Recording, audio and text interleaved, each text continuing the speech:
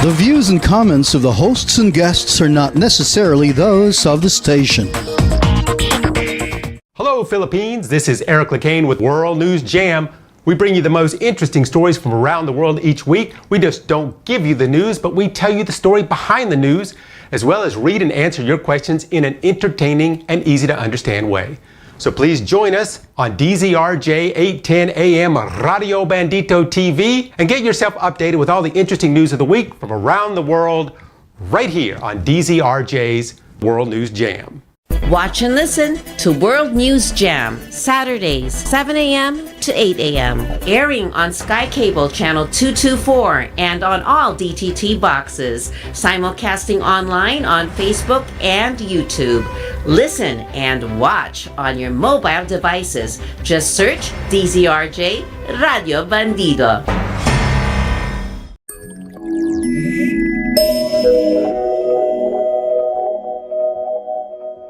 Hello, Philippines. This is LeCain on the World News Jam here on DZRJ Radio and Radio Bandito TV. We bring you the most interesting news stories from around the world, keeping you updated on what is going on outside the Philippines. Today, we'll talk about the hurricanes in the U.S. and why people keep lying about them. Also, the one-year anniversary on the attack on Israel by Hamas, and has anything really changed? Also, some tech news and a book called War. So, thank you for joining us here on the World News Jam. Let's get to it. Well, as the U.S. deals with Milton, one of the largest hurricanes to ever hit the U.S., they are getting over the Helene, which was also historically one of the largest hurricanes to hit the U.S. Helene created massive damage, especially in places that are not used to hurricanes, such as in the mountains of North Carolina, in towns like Asheville, which look more like rivers than towns. 227 people died because of that storm, but as of today, it seems as if that might not even be the final number. People are still missing. More than half the deaths are in the state of North Carolina. In the area I grew up in, they lost cars, they lost houses, churches, restaurants. Doesn't matter how much you prepared, nothing could have saved buildings from some of what I saw in those videos and pictures. Remember this, when it hit land, this was a Category 4 storm. Bridges are gone, roadways are gone, whole towns are gone. But not only are they getting over the incredible damage, but also trying to figure out who is lying and who is telling the truth about the storm. One of the biggest obstacles to wade through in that hurricane was the immense flood of misinformation coming from politicians who are currently campaigning for upcoming elections. Those politicians, such as Donald Trump, who gave a speech saying that the current president and the vice president have abandoned the people in their time of need.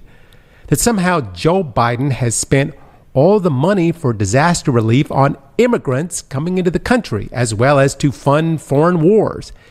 He claimed that mostly they were purposefully ignoring Republican areas where people are saying they have yet to see anyone from the federal government show up and help them. But when you ask the governors from places like Virginia and Georgia, who are from Trump's own party, well, the stories don't match up all that well. The Virginia governor went on and on about the rapid response from the federal government, and the Georgia governor, who Trump said he couldn't get a hold of the president, said that in the conversation he had with President Joe Biden, Joe said, just tell us anything you need and we will give it to you. And to call him on his personal line anytime. In North Carolina, Trump said that $1 billion was stolen from FEMA to use for illegal immigrants, which is simply not true. No one is exactly sure where he got that information. However, ironically, one fact that is easy to look up is that when Trump was in office, he diverted $155 million from FEMA to support immigration enforcement. One of those moments where you just have to say, oh, good Lord. The Red Cross had to come out to say that spreading misinformation about the government's response is hindering their ability to deliver critical aid and affects disaster workers who are putting their own lives on the line. When the National Guard personnel are out there spending entire days in the relief effort, and they see statements from our politicians saying that the National Guard is not there in the area when they are right there in the area, it's rather demoralizing. The other problem is that people that are clearly in need of help may not ask for it because they believe the government is not going to bother helping them. It's just a waste of time to fill out the forms. And this is when they may actually qualify for much needed assistance. But then they read on Facebook that the money has all been spent on foreign wars. But like I said, that is not true. It doesn't even work that way. Money given to the Ukraine is completely separate from money for disaster relief. So Republicans are saying that all the information that is false is coming from foreign bots on the web that are trying to confuse us, which this might be true if it was not for the campaign speeches of, say, Donald Trump, who is starting a lot of these rumors and mistruths at his rallies, or from Twitter accounts from politicians such as Marjorie Taylor Greene, the Republican congressman from Georgia. She claimed that someone, I assume the Democrats, can control the weather, and that it's ridiculous for anyone to lie and say that it can't be done.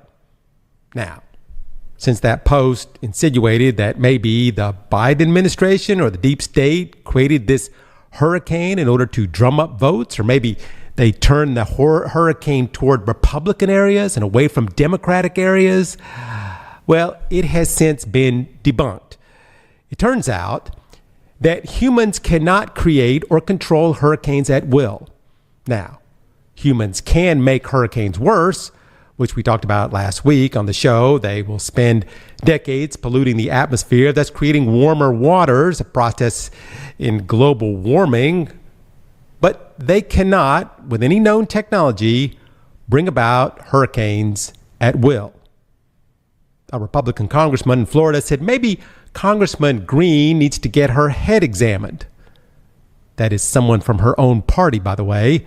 Now, someone from FEMA came out to say this was the worst misinformation she had ever seen after a massive disaster like this, and said it's creating distrust of the federal government. She said she anticipated seeing this, but not at this extent, not at this level, and not from a politician running for president.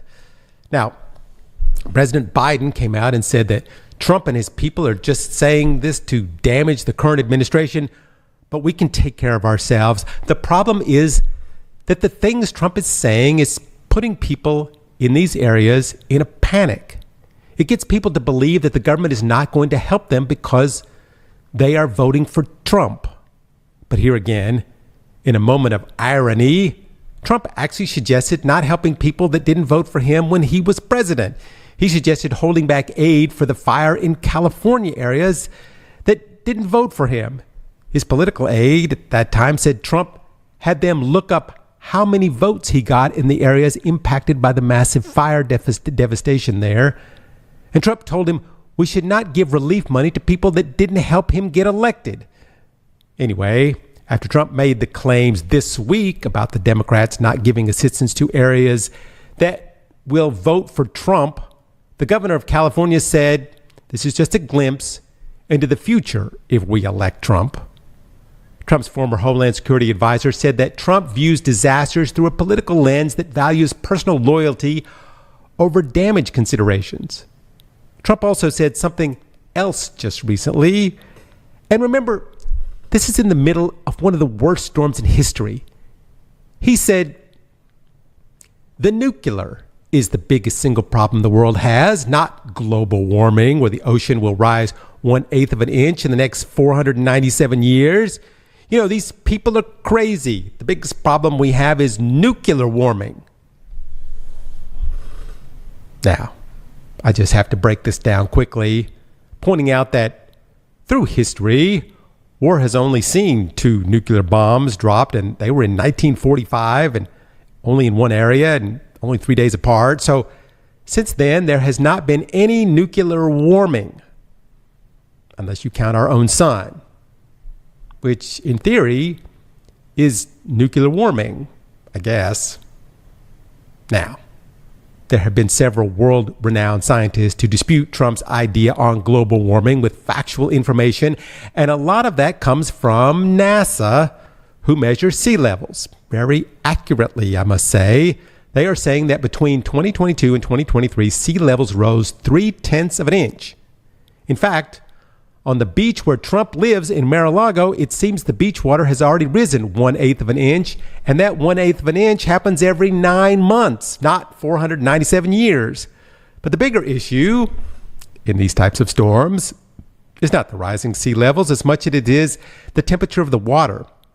The higher the temperature, the more water is absorbed into the atmosphere. They have gotten really good at being able to determine exactly how much water is going into the air in a given place. So it's not really the 1/8 of an inch in 9 months. It's the 20-foot storm surges moving inland for 40 miles that happen in an hour in a Category 3 hurricane. That causes such problems. Now, just continuing on with this theme, one of the worst false rumors that's spreading rapidly, and that the government is going to take this opportunity during this hurricane to seize land. That this storm was created so they could take over the lithium mines in Chimney Rock, North Carolina. Supposedly there was a town meeting where officials planned to bulldoze the dead bodies from the landslide and then confiscate all the mines. But according to the officials in Chimney Rock, this is all complete nonsense. But it has been spreading like wildfire across social media, and people are believing it. And this all is happening as Hurricane Milton just hit Florida. Hurricane Milton was at one point a Category 5 hurricane. It landed as a Category 3, but was sustained winds at somewhere around 120 miles an hour. But once it hit the coast, it then produced 27 separate tornadoes. Now, the storm did weaken to a Category 1 storm and winds slowed to 90 miles per hour. But this storm literally destroyed 125 homes before it even hit land. It knocked out power to 3 million homes. They were saying 18 inches of rain poured down on certain parts of Florida, turning neighborhoods into lakes. It is called a 1 in 1,000 year rainstorm. One meteorologist said that this particular storm was out of the ordinary in that hurricanes don't normally produce tornadoes like this. There was a photo of a house in another house. Looked like someone just picked up the house and threw it. This storm was not as bad as they thought it might be, but even so, as of now, 10 people are confirmed dead. The southeastern parts of the U.S. has now picked up the pieces and rebuilt its communities. This is all happening as one of the worst divided, contentious elections in history is about to happen. And by the way, hurricane season still has more than a month to go. Good Lord.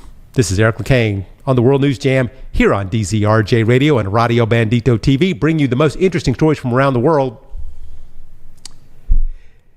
You know, I want to talk today a little bit more about lying. It's something we all do. When your girlfriend asks how the adobo tastes and you say it's great, but then tears are coming from your eyes from all the salt she put in it. Or when you're late for a meeting and you say, I'm on the way already. I'll be there in 10 to 15 minutes, but you're really still in bed. And you know it's going to take you at least an hour. We all do it. It's normal to say what people want to hear. People have been doing this since the caveman. I mean, I'm just assuming somewhere a caveman killed a buffalo that was really already dead when he got there. But the rest of the tribe is cheering for his dead buffalo that he said he killed. They are all happy. Who does this kind of lie really hurt? No one really. It's a lie really for someone else. Makes them feel better somehow. But there are some lies that are not for someone else. They just benefit you. Lies that are designed to manipulate someone into thinking that somehow it's not true what they're saying about someone else. Now, those kind of lies can hurt people. I know many people that tell those kind of lies. I'm sure you do too. But for me, there's some people that we expect not to lie. You know, like the Pope or scientists or news people. I mean, maybe you remember growing up, oh well, for people my age anyway, we had 3 TV stations. Each one told the news of the day, the weather, sports, politics, international stuff. It was what it was. And we believed it, mostly because at the time, if a reporter told a lie, he would get in some really big trouble. But these days, shoot, I don't even know what to believe sometimes. I mean, like I said before, we had 3 TV stations, and you end up watching the one that came in the clearest. But now, I probably get my news from 100 different sources, and that's just about 1/100th of what's available. And thinking back before, news shows all basically said the same thing. But now it's not so much about the news that's happening, but an interpretation of the news that's happening, or what they think its viewers want to hear. You know, sometimes in news, people get things wrong. They think a storm is going one way, but it goes another. They believe an election will go to one candidate and then the other one wins. But it's another thing to know the real news, but instead tell a lie. We found that out last year, that if a news company tells a lie and knows it's a lie, and that lie causes unspeakable harm, they could end up having to settle a lawsuit for $787.5 million, as was the case with Fox News. The reason Fox lost that case was because they knew they were lying. Chris Wallace, one of the biggest news reporters in our generation, who was on Fox at that time, made an interesting statement in an interview just this week. He was saying that in the days before social media, you have to get the story right. You have to tell the truth or you may get fired. But now, as with the U.S. election of 2020, you may very well get fired if you don't tell the lie.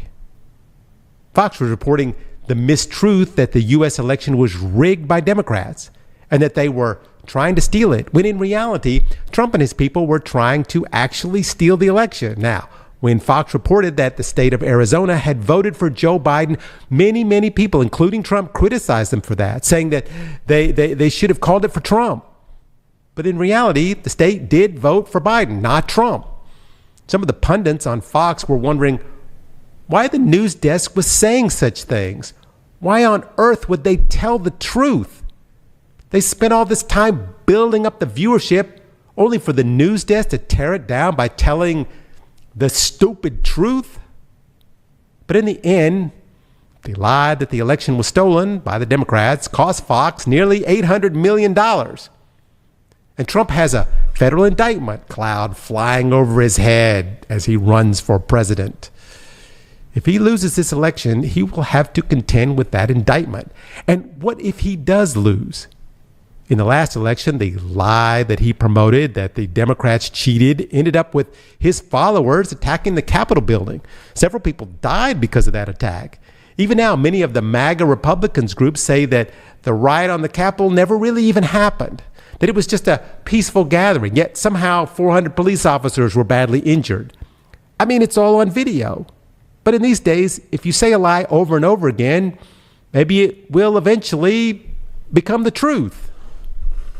At the vice presidential debate, the Republican candidate J.D. Vance said in the past hundreds of years, there's always been a peaceful transfer of power, just like what Trump did. He allowed for a peaceful transfer of power. But, you know, this came after he lost nearly every case brought up about it and instigated a riot of which he made to go to jail for. Same as like over 1,000 others from the group who have been found guilty. I mean, how could J.D. Vance even say that? Well, maybe it's because these days a lie is not a lie if people will believe it, right? Now, I just want to say we are not a partisan show here. I will never tell you who to vote for in the Philippines election, the French, the Swedish, the Thai, the German, the UK, or the US election. Trying to think of all the elections we have talked about recently. This is not a story on who to vote for. This is a story about telling the truth and how it's not the priority anymore. And it doesn't seem to matter if the outcome of that lie you're telling could get someone hurt or even killed. Like we were talking about before, something as simple as a storm. In the past, Trump claimed a hurricane was going to hit Alabama when it wasn't. The National Oceanic and Atmospheric Administration said the path of the hurricane is not going toward Alabama. But Trump drew over their map with a Sharpie pen showing it going through Alabama, a very Republican state. The NOAA was then pressured by the Trump administration to change their statement from that the hurricane was going to miss Alabama completely to it's going to hit Alabama. So reluctantly, they changed it to match Trump. The hurricane never came anywhere near Alabama. No damage, no high winds. But the people had gone through a time of boarding up their homes, their stores, leaving the state, all based on a lie for political gain.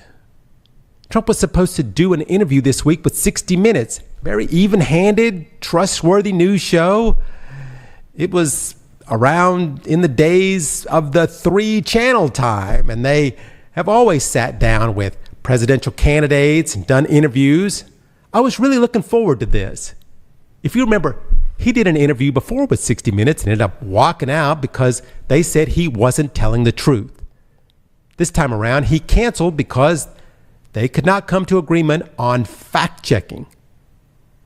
Trump's people said that he will do the interview, but you can't fact-check him. 60 Minutes was like, what? Now, Trump later changed that and said that he was waiting on an apology from the interview he did back in 2020. But originally, it was because his people said, no fact-checking. Remember how angry Trump was at the last debate with Kamala Harris? Because they fact-checked him. He said, why do they only fact-check me? Because he was the only one saying many things that were not true. I need to keep saying, this is not a story about who you should vote for. It's a piece about, what is happening in the United States.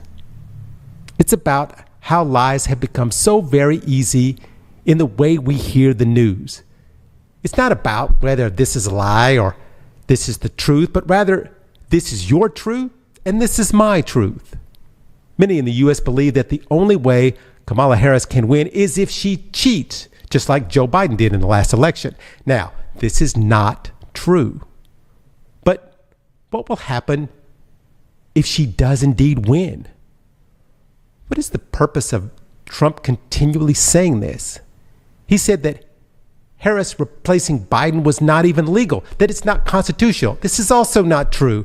Biden was not even a nominee yet, and the Constitution is very clear that a party can choose whoever it wants. He also said that voting by non-citizens is a widespread problem in the United States election, that the Democrats are importing illegal aliens to vote. Actually, it's not that easy to vote in many states these days in the U.S. You really have to prove yourself. You think an illegal is going to risk getting caught just to vote for president? In any case, there is no proof of this in the last 10 years. There were fewer than 100 cases of this in the last 10 years, but think of the hate that is caused by this mistruth and what it could do. Trump said that early voting, which many states has, is a big fraud, that they will change the votes before the election. Here again, there is zero evidence this is happening, but it could make people believe their vote won't count. In any case, when I hear this kind of thing, I know it's just a candidate trying to justify his loss if it were to happen. But the problem is, just like the storm, the false information creates problems where there shouldn't be any. These statements that immigrants are helping the Democrats steal the election, immigrants took all the money that should have been helping during the hurricane, both are lies. But more important, it's a lie to manipulate someone into hating another. Did you even hear the phrase, a lie travels 10 times faster than the truth? 40 years ago, that may have not been true, but today it seems very, very true. All politicians lie. It's the oldest cliche in the book. But it's become somewhat different now. Now it's become a part of the culture of our daily lives. This is not a Democrat or Republican issue. This is about saying something to get elected without considering how it might harm someone who just lost their home in a hurricane, or how they may think about a neighbor who is immigrated to the United States.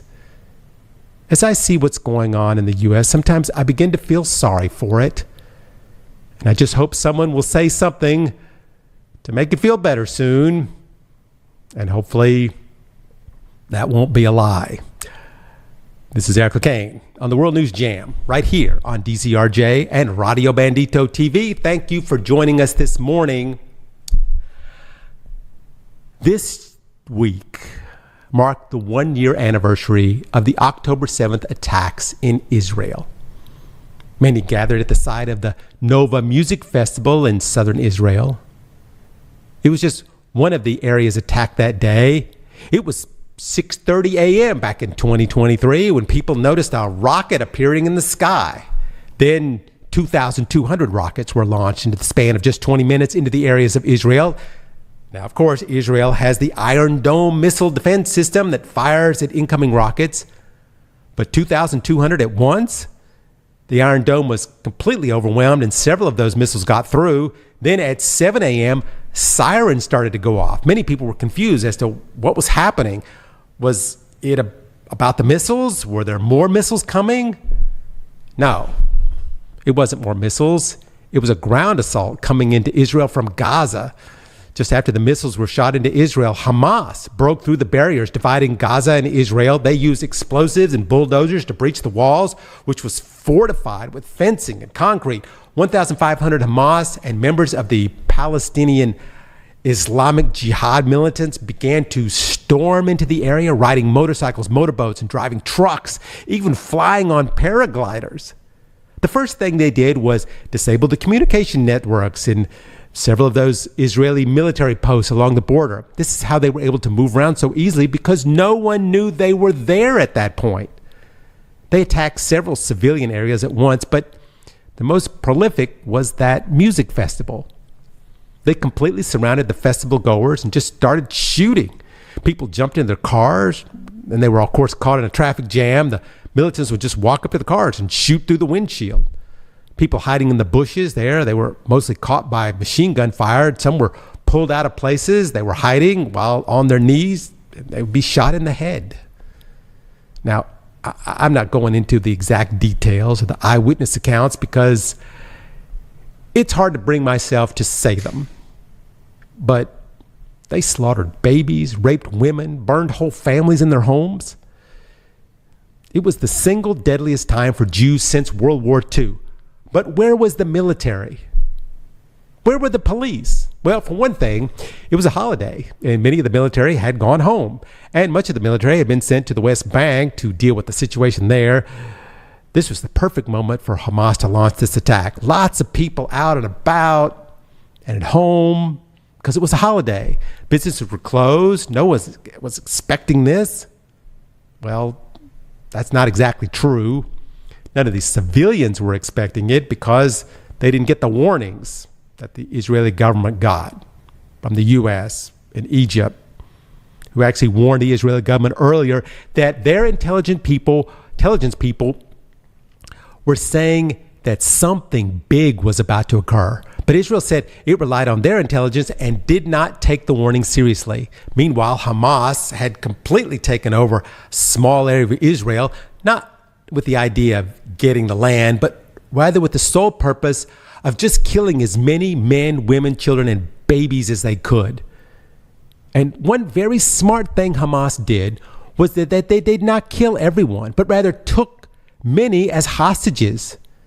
This would ensure protection, give them more tools to negotiate with later. So besides the 1,200 people that were brutally killed, 240 hostages were taken. Hamas had the idea being they won't bomb us because they don't want to kill their own people. Well, Hamas was kind of wrong. It was almost as if Israel couldn't wait to go to war. Literally 2 hours after the attack, Israel announced a state of war, calling up 350,000 reservists. A few hours later, they were bombing Gaza with their fighter jets. The relatives of the hostages were like, "What the heck are you doing? You're bombing the area that they took the hostages." By the following day, Israel had declared itself in a state of war. The president of Israel sent out a warning to residents of Gaza to get out now because we will be everywhere and with all our might.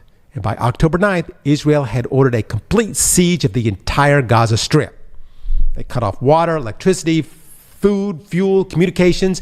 There was no way in or out. The big question, where will the near 1.4 million Palestinians go? By the end of October, the Israel military had advanced into Gaza on the ground. People fled in droves to Rafah, one of the last places left for civilians to get away from the ground invasion. It was just weeks later that most of Gaza's population had crammed into that city. Meanwhile, people were beginning to starve to death. Children were dying from malnutrition. There was a major humanitarian crisis stirring as people didn't have access to anything. Then in February, Israel announced it would attack Rafah. But Rafah was where all the civilians fled to. The U.S. then said that, if you do this, we will stop sending you weapons.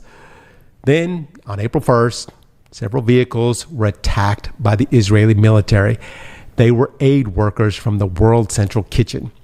They told the military who they were and where they would be, and the Israel military killed them anyway, including an American. And now the world started picking sides. There have been calls for ceasefire from many powerful nations, but neither side would agree without the demands to which the other side would not agree to as well. To date, 41,494 Palestinians have died in this conflict. But the question I continue to be asked is, why did Hamas do this in the first place? Why kill 1,200 Israelis?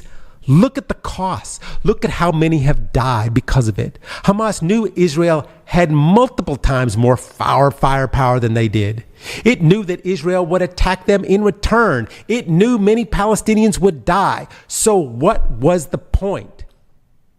In the original attack on Israel, several Hamas fighters were killed. When they checked the bodies, they found a single note that read, "Kill as many people and take as many hostages as possible." They also found that soldiers were equipped with thermobaric grenades, which don't just explode but create fires. They had maps. They had extra food. It was obvious that there was a plan to continue into Israel and kill as many Israelis as possible. Back it up a bit. What we have to understand is that at that point, most Israelis couldn't care less about Hamas or the Palestinians. Israel was taking over the lands designated to the Palestinians with relative ease. Even though the UN was saying that the settlements that Israel was building were illegal, they just did it anyway. Israel had occupied the West Bank and was still sending bombs into Gaza.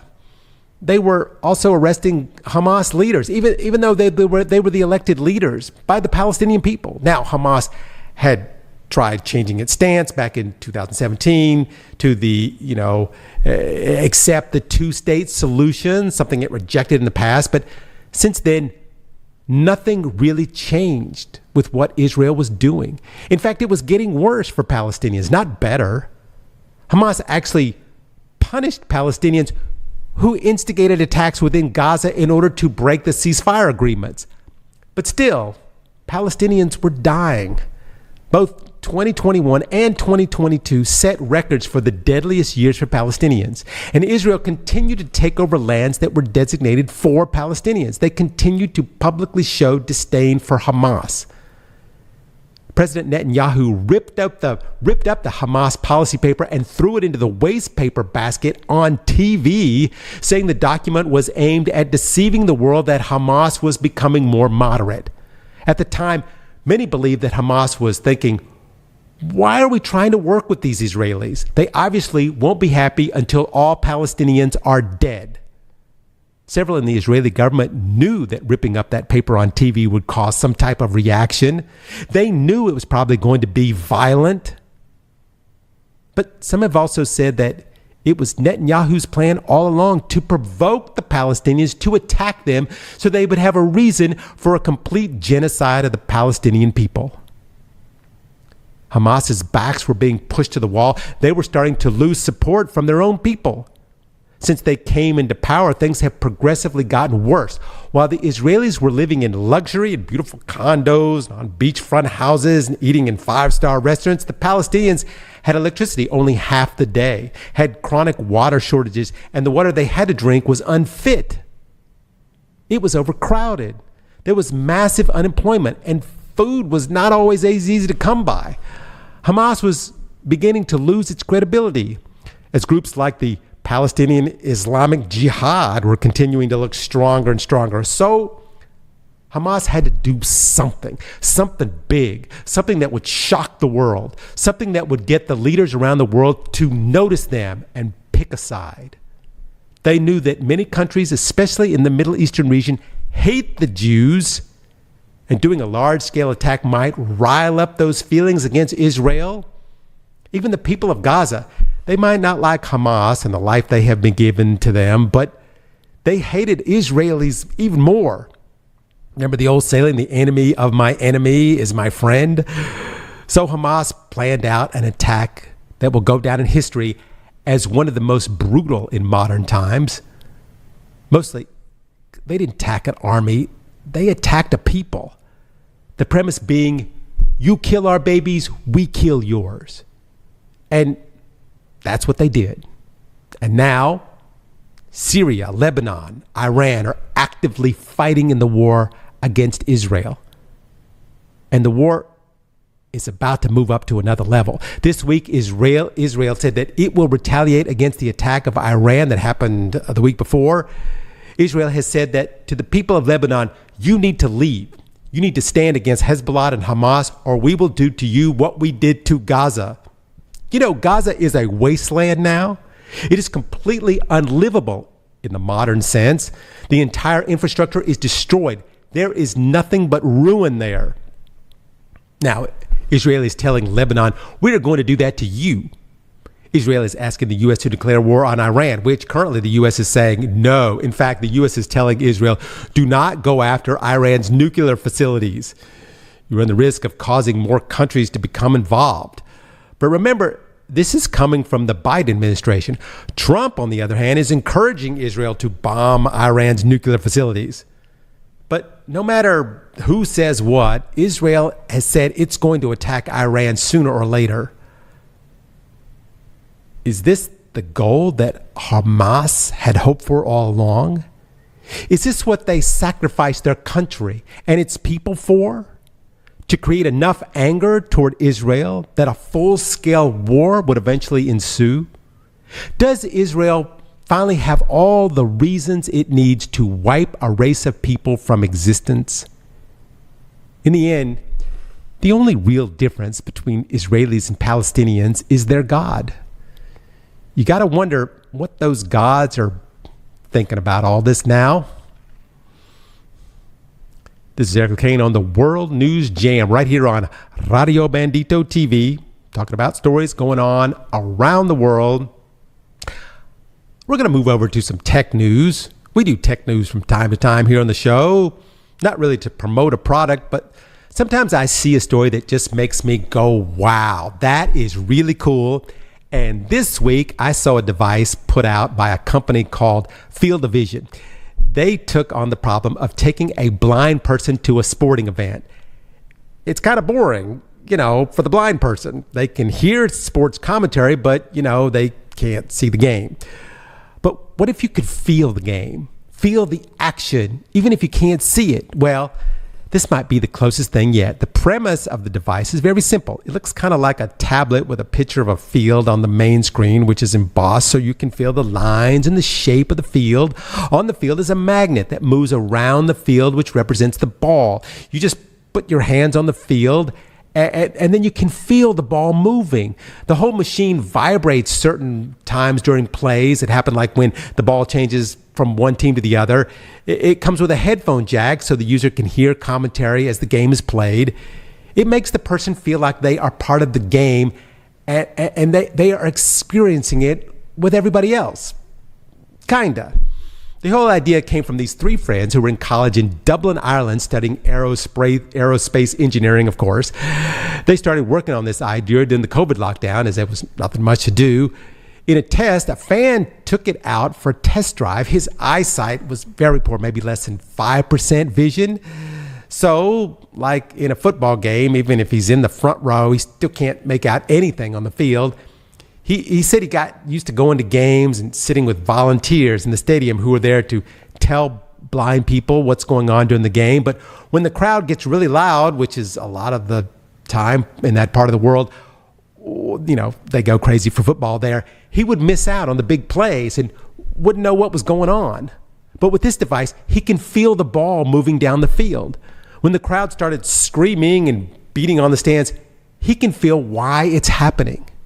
The tablet is connected to a device running AI that is connected to these custom-built cameras positioned at each corner of the stadium.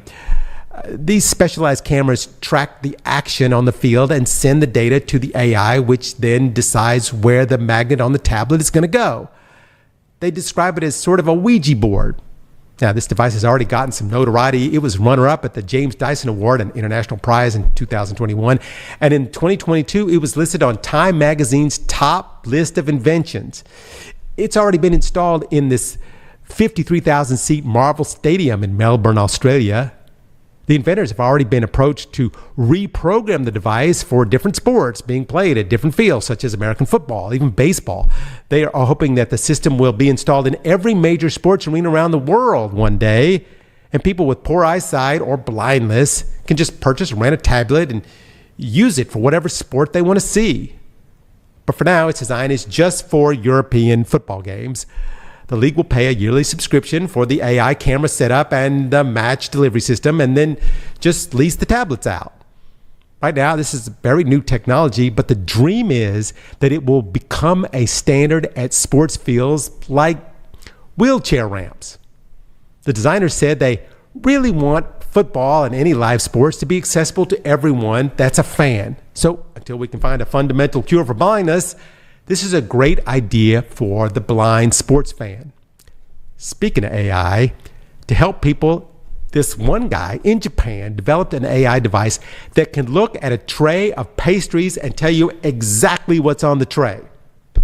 So let's say you go into a fancy pastry store with hundreds of pastries available. You get your tray, you fill it up, but now you get to the counter to pay. The checkout person, they had to figure out which pastries you got. Many of them look the same, but they all have their own price. This could take a while. So an AI program will look at the tray and can tell which pastries you got and how much each one of them costs. And it's in like 2 seconds. Amazing. But one time a doctor was in the shop buying some breads when he noticed the machine looking at all the breads and the pastries, how it knew exactly what he had. He had thought to himself, you know, what looks like breads and pastries? Cancer. Why couldn't this machine detect cancer as well as it can bread? Anyway, one thing led to another. The cancer doctor got together with the guy who made the AI pastry picker.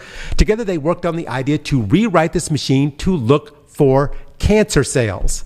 Turns out the machine is quite good at guessing cancers. The machine can look at a slide that has a biopsy on it and determine with incredible accuracy what type of cancer someone might have. In fact, so far it's 99% accurate. Many types of cancers can be cured now with early detection. However, the problem is that people need to get themselves tested, and they need the people doing the test to be accurate. If this machine could start being used around the world, think of how many people could benefit from getting their cancer screening, well, you know, before the cancer develops. Like I said, cancer detection is mostly done by humans, looking at slides and deducing whether the person has cancer. And this is long and difficult, and many times there are mistakes made. But with the development of this AI program and with its speed and accuracy, this could change so many lives. Do you see the irony?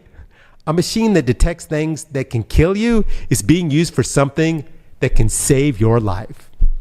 I love technology. This is Eric LeCain on the World News Jam, right here in Metro Manila at DZRJ Studios. War. It's something we talk about a lot here on the show, but this week we're going to take a look at just a book. A book by this guy, Bob Woodward, called War. It's new, came out this week. Now, in case you aren't familiar, Bob Woodward is a very well-known author, especially for his books on President Bush, Obama, Reagan, Clinton, and his very well-known book about Nixon.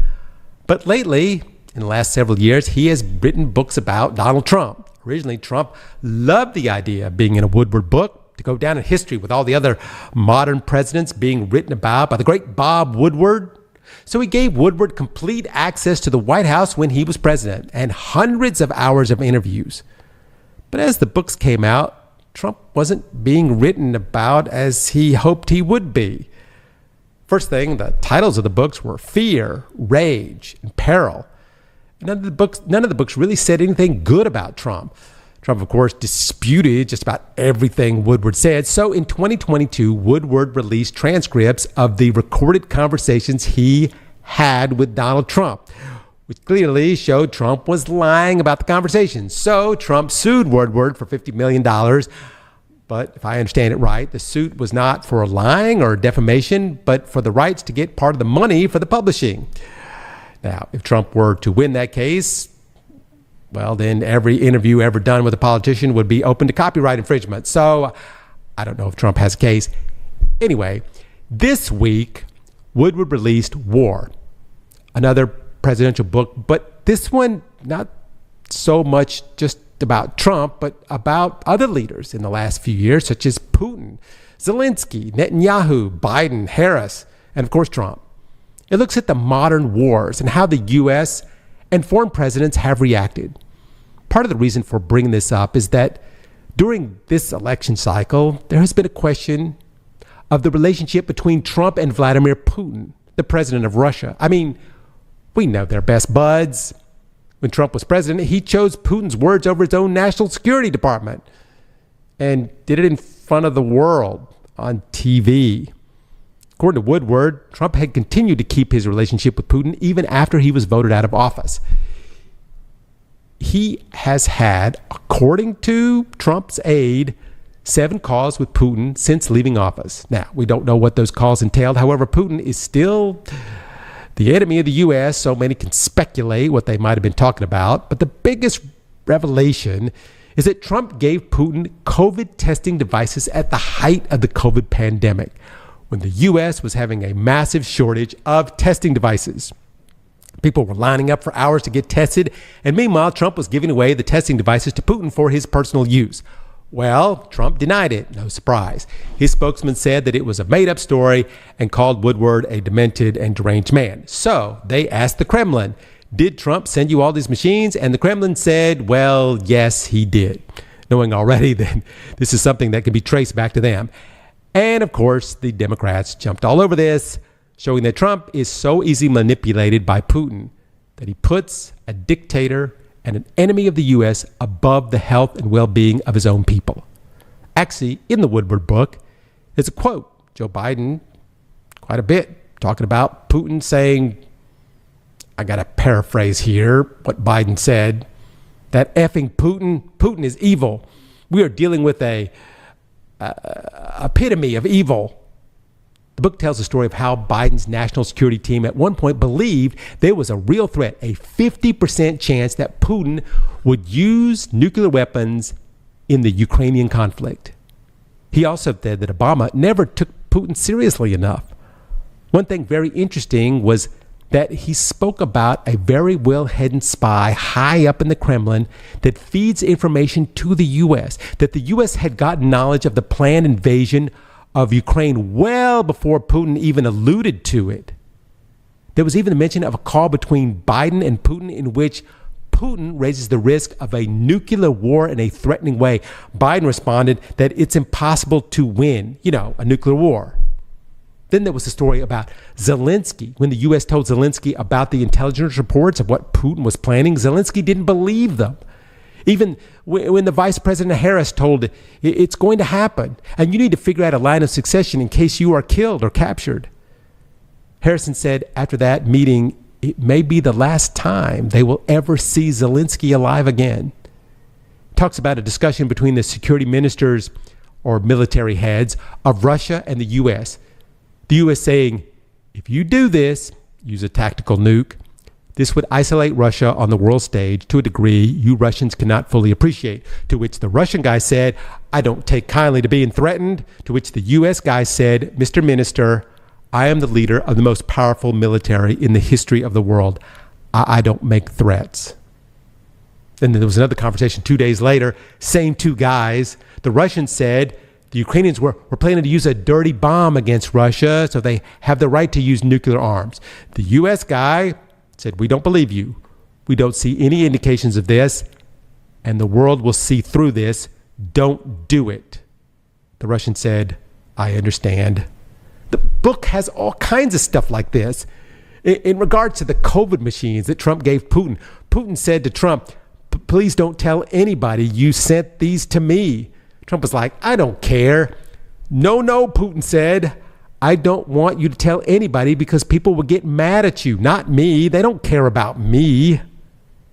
Lindsey Graham in the book saying that when you're in Mar-a-Lago, Trump's country club, people will stand and clap when Trump walks in the door. Kind of like when you're in North Korea and Kim Jong-un walks in the door.